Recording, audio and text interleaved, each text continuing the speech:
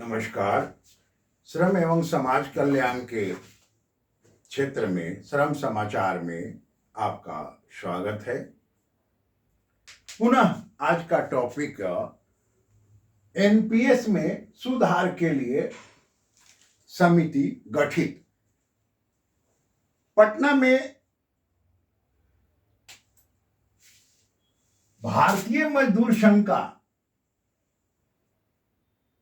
7, 8 और 9 को अधिवेशन शुरू हो गया है। 7 से अधिवेशन शुरू हो गया है।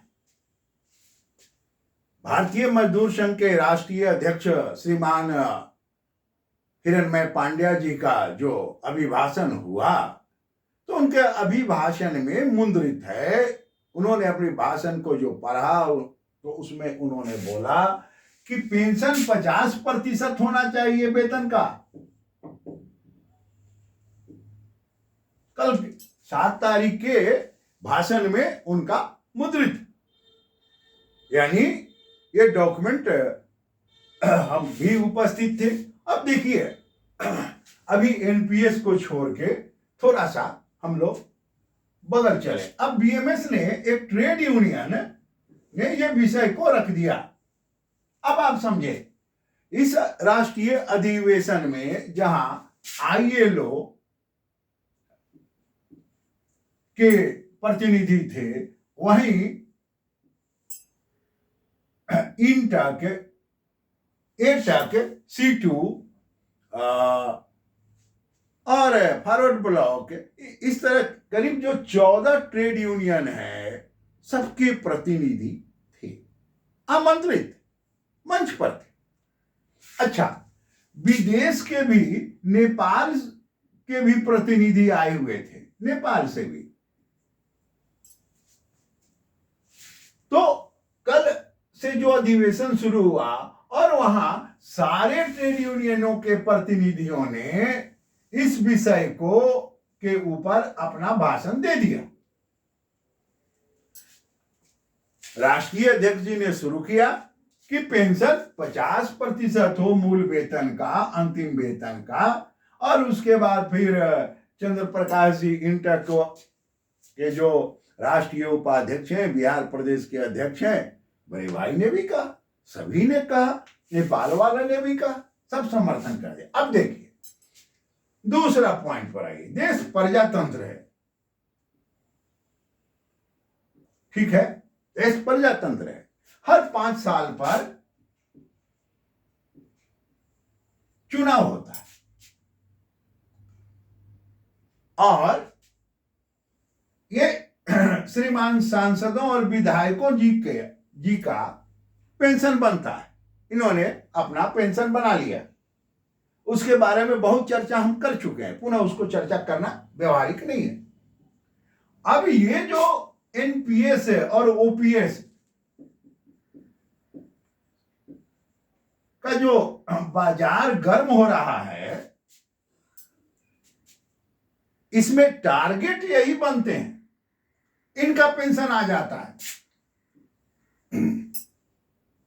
तो जब इनका पेंशन आ जा रहा है, सांसदों और विधायकों का पेंशन आ जा रहा है, तो स्वाभाविक है कि खतरा यहां से जो शुरू हुआ 2003 से, वो यहां पहुंच गया।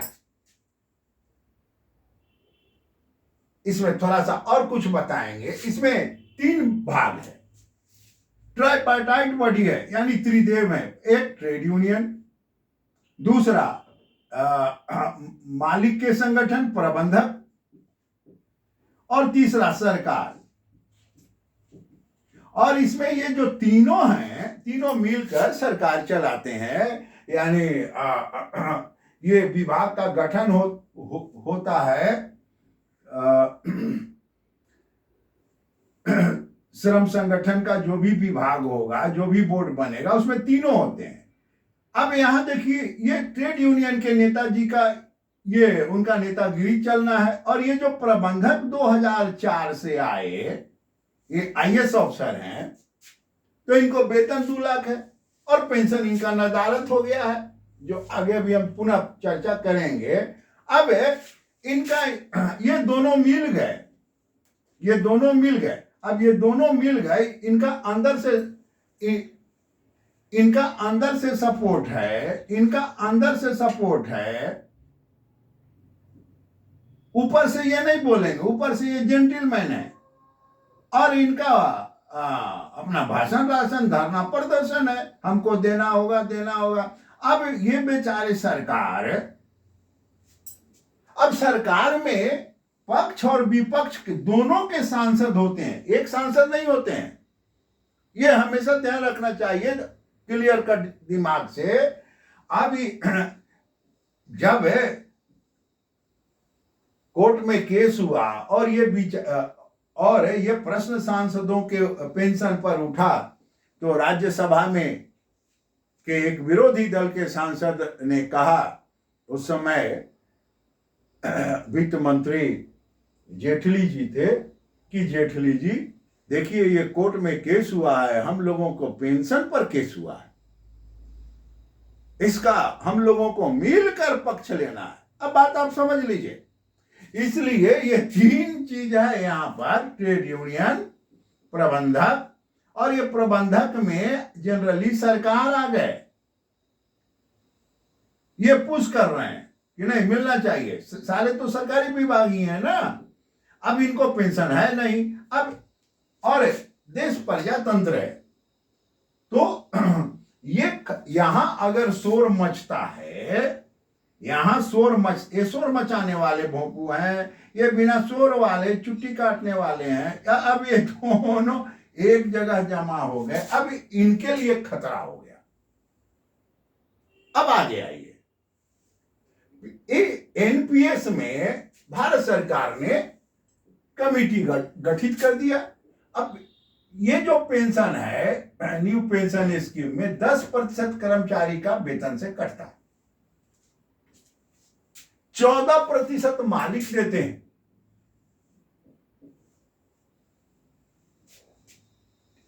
और पीएफ इनका कुछ नहीं होता है। सेवानिवृत्ति के समय इनकी कोई गारंटी नहीं है। एक वीडियो में मैं बता चुका हूं कि लगभग 6.25 लाख लोग एनपीएस ले रहे हैं, 6.25 लाख लोग एनपीएस की सुविधा ले रहे हैं। ये स्वैच्छिक सेवानिवृत्ति पर 20% नगद है, और 80% पेंशन देने का प्रावधान इसके अधीनस्थ है।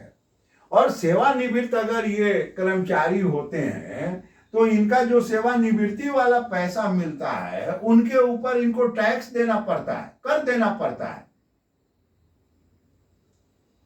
इनको कर देना पड़ता है सरकार को।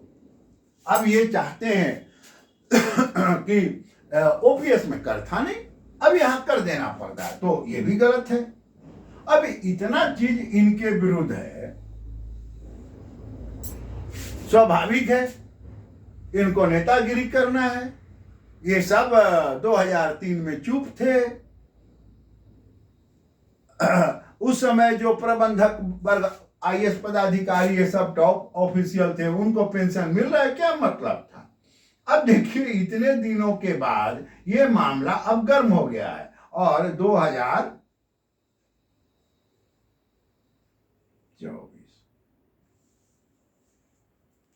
और 2024 में लोकसभा का चुनाव, इसलिए ये मामला अपने आप में बन जाता है, और सरकार ने बैठा दिया, गठित कर दिया आयोग, फैसला होगा। और जहां तक हमारी उम्मीद है, ये तो नहीं होगी, लेकिन बीच का कोई रास्ता निकलेगा। मित्रों, ये वीडियो कैसा लगा, आप इसे सब्सक्राइब करें, लाइक करें, कमेंट करें। नमस्कार।